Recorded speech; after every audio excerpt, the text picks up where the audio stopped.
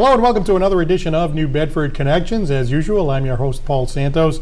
We do have a very interesting half hour and probably an informative half hour because we're talking about a very serious subject, and that is foster homes and the Kennedy-Donovan Center.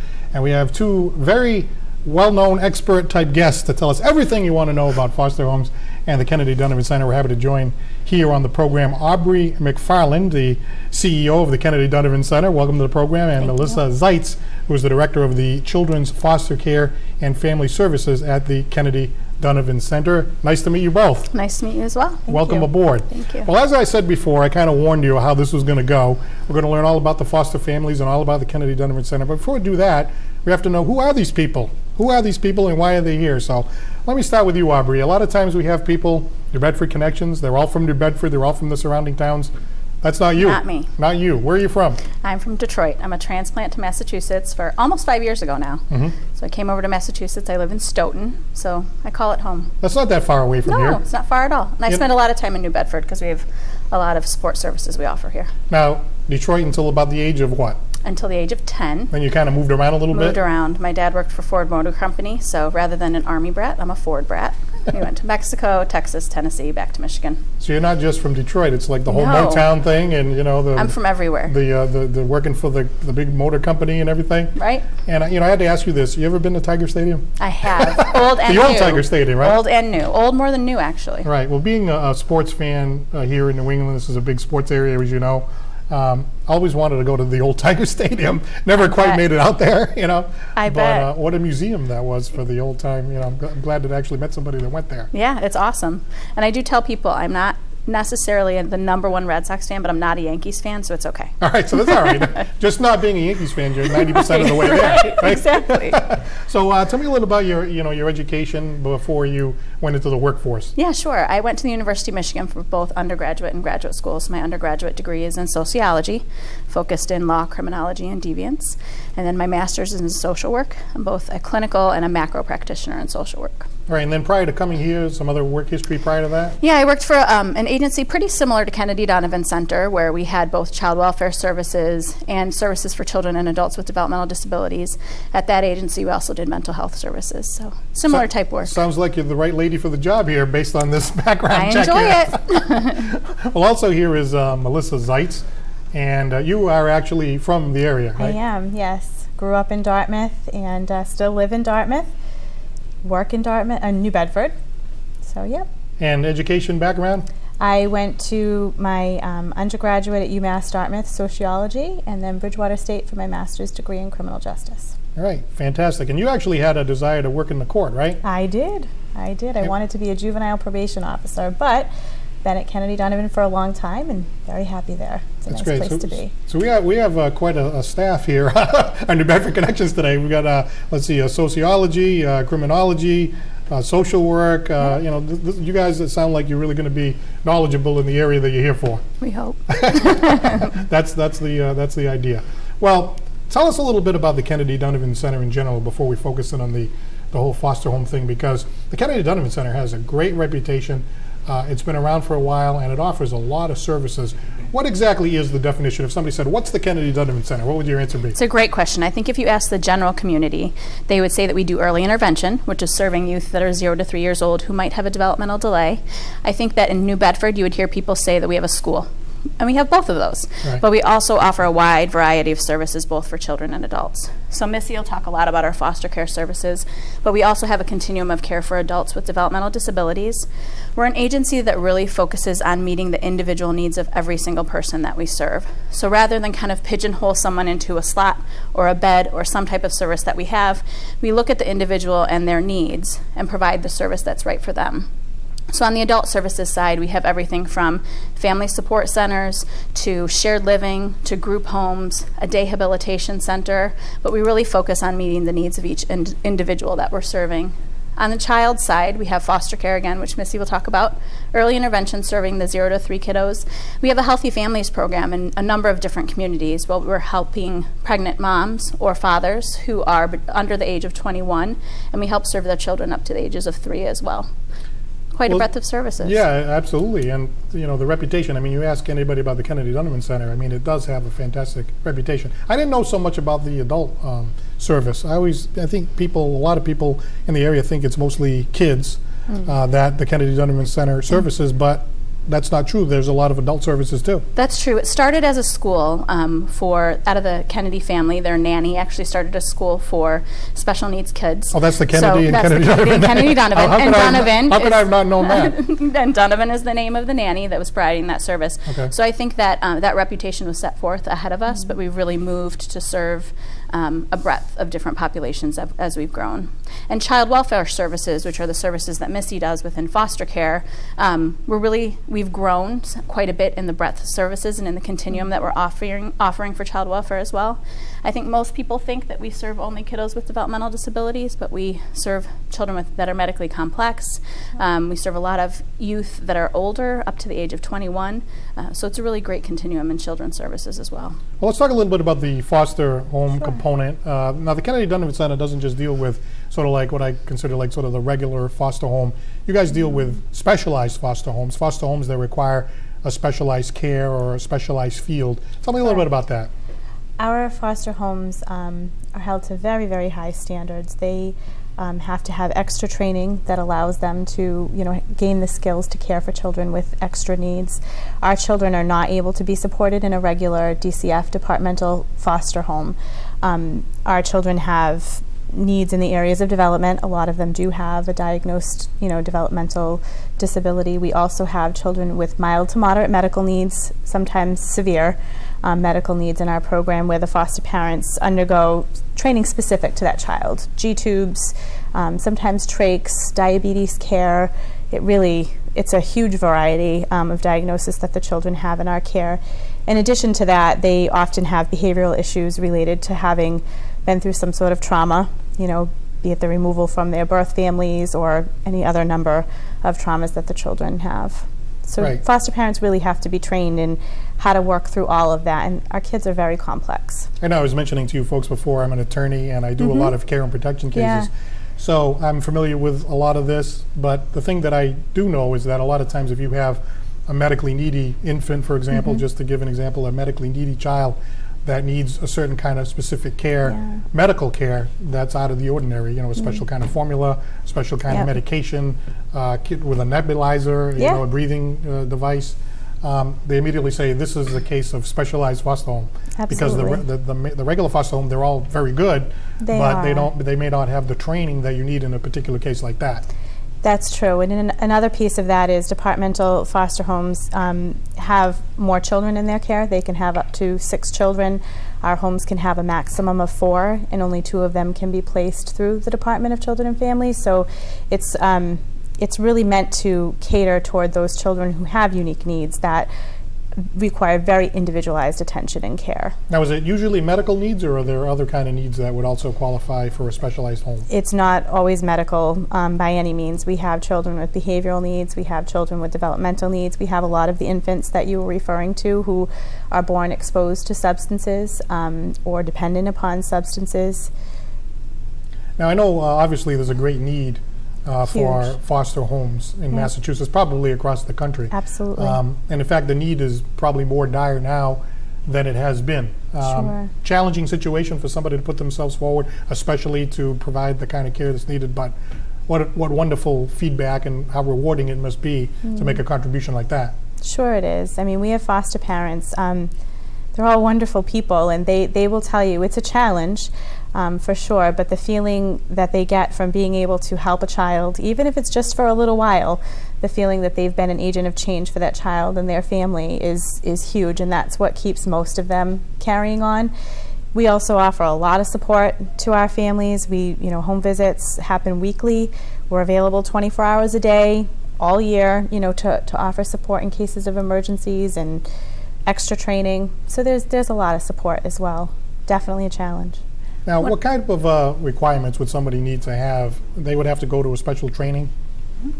Is that right? Yep, we have to train them in MAP, which is the Massachusetts Approach to Parenting Partnership. It's about a 36-hour training before they can even get going.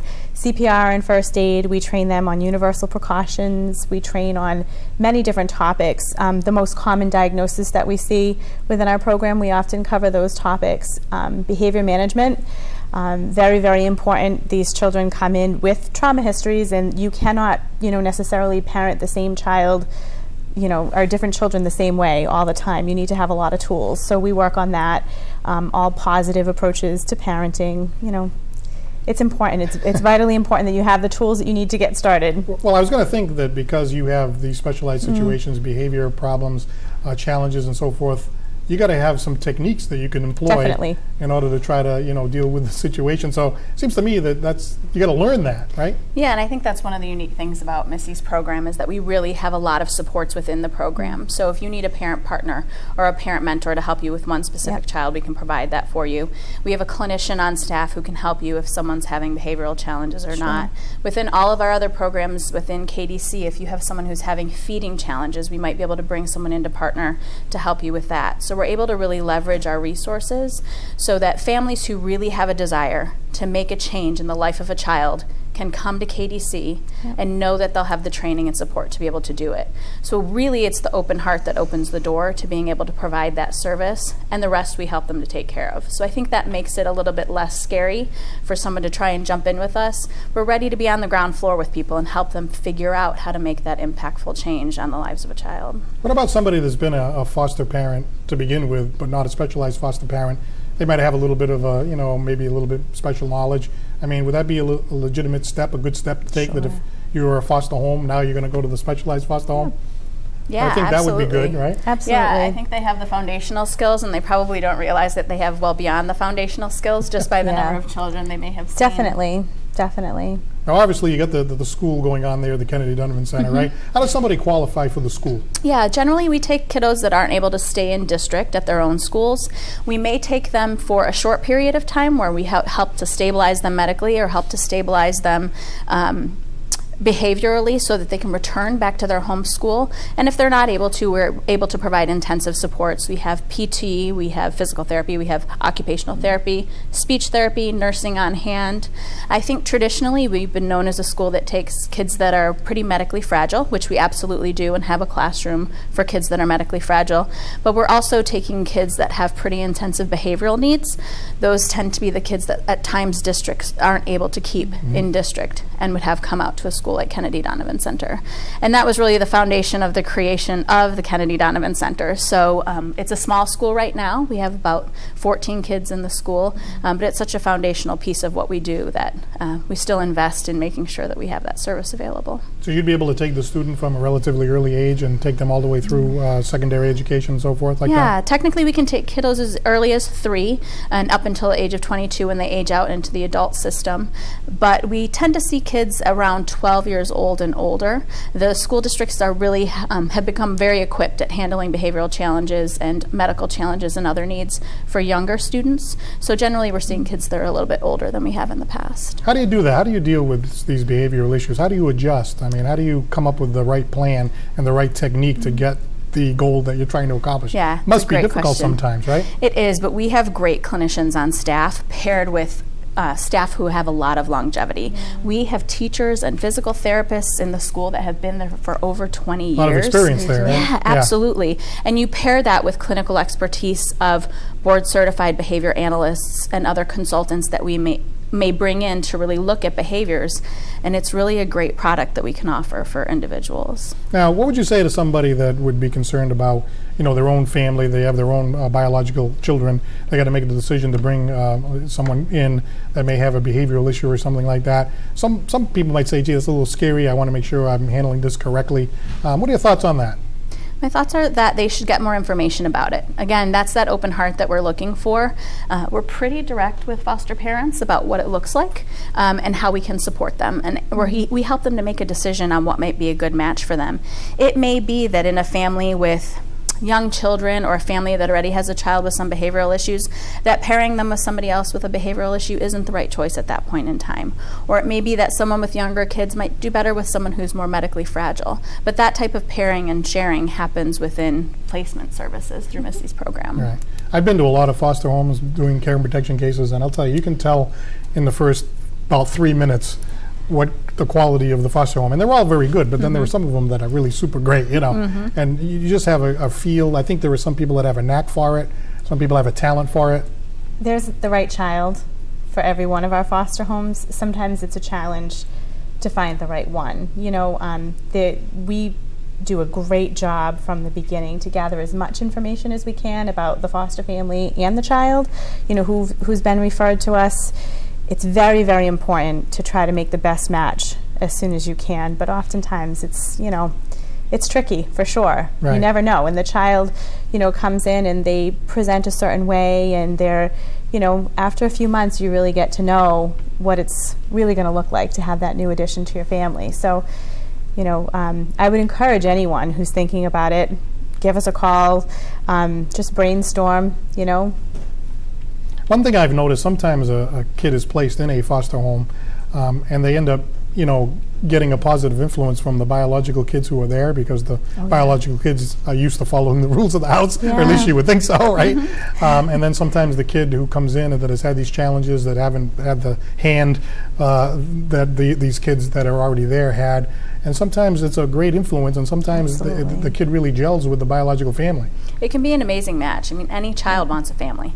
If you ask any child that's looking for an adoptive placement or even in foster home, well, kids in foster care generally want to go home to their biological parents. They want a family no matter what. Right. So having siblings of any age, of any ability, can definitely benefit a child in foster care. Now, a foster family is able to get financial help as well, correct? Yes. How does that work? There are two different models that we have at this point. We have a complex medical foster care model where the foster family, the foster parent receives a salary through Kennedy-Donovan Center. They become an employee. They receive all the benefits that employees of Kennedy-Donovan Center receive. And they also receive stipends, you know, in addition to that for the children. Then we have the comprehensive foster care. The name just changed, so I have to make sure I get it right. That model, they receive a daily stipend for the care of the child. And then when it comes to medical appointments and stuff like that, the foster family gets assistance with, you know, who the doctor is, if the child is on medication, stuff like that, right? It's very much a team approach. All the children are on Mass Health, or, you know, some have a different insurance, but we work with them, you know, to navigate that system, to navigate what physicians they can see, which are the best in the area, that, you know, of expertise that they need. It's definitely a team approach, and we do assist. The foster parent is responsible for making sure that the child, you know, gets all their needs met from a medical perspective and other, but we really do work together, for sure. I know the Kennedy-Donovan Center is a non-profit entity, and challenging times are challenging times, especially for non-profits. Funding, right? Always a big issue at the Kennedy-Donovan Center. Tell me about, you know, the funding of the Kennedy-Donovan Center and what kind of goals you might have going forward to try to make the program even better than it already is. Sure. We are state funded or federally funded for most of our programs, but obviously have a pretty strong fundraising and development department as well. So right now, for example, we're running a campaign in New Bedford to renovate a property that we've purchased in order to be able to provide additional services to the New Bedford community. It's something we've been running for about a year. We have about a year left on the campaign, but it's a necessity to really be able to grow our services. Kennedy-Donovan Center is unique in a nonprofit way as well, that we'll take some of those risks that we need to if the community is at need. So this is part of an investment that we've made in the New Bedford community in really developing this space, because there's just a continued need that we have in this area. Right, so are you looking for donations and things like that? Absolutely. Now, if somebody wants to donate, what would you advise them to do? Sure, they can just go to the KDC website. It's www.kdc.org. You can donate with just a click. You can call Missy, you can call myself. Sure. We're pretty easily accessible for services and donations. It sounded like an easy website that you came up with, right? It is. www.kdc.org. Okay, so that's a real good one to be able to have it so easily to remember. You talk about the New Bedford campaign. You talked about moving to the new building. Where is the new building? It's right on County, right? It's on County and Hawthorne. It's directly across the street from the school and the early intervention program and the Dehabilitation Center center that we currently operate. Missy's program and some of our other adult services programs are in a different location, and they'll be moving over so that we have everybody in one location. So the location that you're at now is in the same building as the school? It's at the same building as the school, yes. So the school's going to stay where it is? The school's going to stay, Healthy Families is going to stay, Early Intervention's going to stay, and then Missy's program and some adult services will move over across the street. So your office is going to be moving, right? My office is going to stay. So you're going to have to get in there and, you know, move everything across the street, right? Well, we're going to stay in both locations. We've really just grown to be that big that we're going to have to keep them both open. Sometimes that move is not easy, right? You start going through your, you know, there's stuff on my desk every once in a while. I go to straighten out my desk and I go, oh, wait a minute, what's this over here? You know, and there's stuff that you know should have thrown out and, you know, that kind of thing. So that's always a challenging thing to move your office, right? Sure, we'll be doing lots of shredding, I imagine. Get out the shredder, that's right, Right, exactly. right. Now your office is going to remain, or you're moving too? I'm moving across the street, essentially, yes. Right. So we'll be over there. When is that going to be? Is that in the very near future, or? It'll probably be complete within a year. So they're going to do some renovations in the building? We're doing some renovations. Now what was the building before? It was some kind of a... It was an old synagogue. It was the Orthodox synagogue. Right, years ago in the city. It had been vacant for a while, or? It had, yes. Yeah. So that's good. So see, now you did two things, right? You got an expansion, you got to a new building, and you saved an old building. Exactly. The building has great bones. It has a great feel in there, so we're looking forward to it.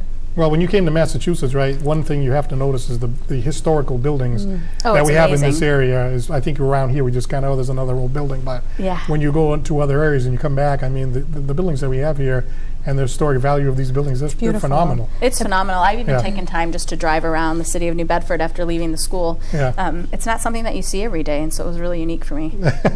Now, the long-term goals, obviously you want to move forward, you want to try to get as many families on board as you can. What would you say your main goal down the road would be for the Kennedy-Donovan Center? Our focus has always been in trying to figure out where there are gaps in service provision and figure out where Kennedy-Donovan Center can take our strategies, our techniques, our best practices, and meet those gaps in community services. So we're not an organization that tends to kind of grow outside of our scope of service or grow geographically when it doesn't really make sense for us and the consumers that we're currently serving. So I would say we'll look for the gaps with the populations that we're currently looking for and look to really enhance the infrastructural quality of the services we're providing. All right. Did you have some thoughts on that? No, that is how we've always been as an organization within the programs that that I manage in foster care and family services. We started with just specialized foster care back in the day, and in the last 10 years we've added family support and stabilization, 2 independent living programs, another model of foster care. It's really been a way to support the community, and we've met with DCF and in the adult programs with DDS, and how can we help you better support our community, and that's how we grow. Well, I know you mentioned before we went on the LIFT program, right? Yeah. I mean, that's a great program. I hear about it all the time. Tell the folks about the LIFT program. It's one of my favorites. LIFT stands for Lives in Forward Transition, and we work with young adults now ages 16 to 21, and we really work with them to gain those skills they need to live independently. It includes budgeting, learning how to be financially independent. All that good stuff. All that great stuff. Yeah. Obtaining and maintaining employment, how to keep your own space, how to maintain everything, and driver's licenses. I mean, we work with everything. We have kiddos who have purchased cars, gone out on their own, rented their own apartments. So I meet people that have different jobs and stuff like that. It seemed to me that what you both are doing, there's a lot of rewards involved, because you take people, you meet them for the first time, and there's a journey that you go along, and there's bumps in the road in that journey and everything else, right? But a lot of times the story ends with a happy ending, and it's got to be really fulfilling to see that whole thing happen. No, it's amazing to come to work every day. And you see people have successes that you may have dreamt for them or may not have dreamt for them, but they probably did dream for themselves. And to be able to provide support to be able for them to reach those goals is probably the most rewarding job you could have. Absolutely. Now, Absolutely. you mentioned comprehensive. It's not specialized foster home anymore? No, it's I'm using the old school. That's okay. It's now comprehensive foster care, formerly known as therapeutic foster care, specialized foster care, and intensive foster care. So I have to make sure I use the right terminology over here. I'm using like one of the old school things. The other thing you mentioned was call to action for foster parents. How do you persuade people to get involved? It can certainly be a challenge, but I really, I just tug at people's heartstrings, because if it's something that you think that you can do, I mean, really, it's worth a conversation. And if it doesn't work out, it doesn't work out, but it's really worth a conversation. If anyone has had an inkling that this might be for them, I mean, all they have to do is reach out, and we can really help them figure it out, help them navigate that, and hook them up with a current foster parent so they can talk about what the challenges are, what are the rewards, what's the support like, how can I do this, or is it really not for me? Oh, obviously you got to fill out a form, right? You do, fill yes. out an application. Yes, an application. Families have to pass a background record check, right, complete with fingerprints. From there they move on to training. It is a very comprehensive process. We do come into the home and we interview every family member. As you said earlier, children, you know, in these families, in foster families, are very important. They're a very important part of the child's success. They have the influence. So we make sure that they're on board. You know, if you have 2 children and they're not up for it, it's going to be virtually impossible. So it's very important that the whole family is on board. There's a support system, you know, and we can help people figure it out. I would think that the training would be a little bit involved, because, you know, you want people to, you know, the highest quality people, that somebody that's really invested, not somebody that's just kind of throw it in the application. Right. I mean, somebody that really wants to do it. So, like the training, right, especially in the situation where it's a comprehensive home, you really want somebody that's really following everything. Absolutely. Dotting every I and crossing every T, right? Absolutely. We discuss everything in their training, and it is 36 hours. I mean, it's a long training, complete with CPR and first aid, behavior modification. I mean, it's a lot, and we try to scare people, I will be honest, because if you can make it through that, you know, you can continue. But we're very upfront and honest, and make sure that people really know what they're getting themselves into. Wow, 36 hours. Yeah. That's a lot. The bar exam wasn't even that long. You got your master's without a 36 hours. But, you know, the thing is, because of what's required and what you need from the person and the type of investment they're going to make and what they're going to do, I mean, you really want to have the person do the thing to the best of their ability, top notch, right? Mm-hmm. You have to make sure that, I mean, we're in this to help the children, not to do more harm. So it's really, really important that if someone comes forward and that they go through and move forward in the process, that they understand it's not always going to be easy, but we will help you, we will work through it, and our community needs it. Our community desperately needs homes right now. All right, so one more time, if you're interested, go to the website or call you guys. www.kdc.org. Nice and easy. And if you want to know about the school, www.kdc.org. And you can talk to either Aubrey or Melissa. Well, hey, we really appreciate you stopping by. I mean, I practice as a care and protection attorney, amongst other things, and I hear about these programs, and I hear so many positive things about the Kennedy-Donovan Center, the LIFT program, the comprehensive foster homes, and so forth. And so to really get this full summary, I've enjoyed it, and I think our audience has learned a lot too. We appreciate you stopping by. Thank you so much. Thank All right, you. Aubrey Macfarlane and Melissa Zeitz have both been our guests here on the Bedford Connections. Aubrey is the CEO of the Kennedy-Donovan Center, and Melissa is the director of the Children's Foster Care and the Family Services component of the Kennedy-Donovan Center. We've learned a lot, and again, make your donation or call down there or go to the website if you're interested in being a foster family. I'm Paul Santos. We appreciate you checking in here on New Bedford Connections, and we hope to see you next time right here on Channel 95. Good night.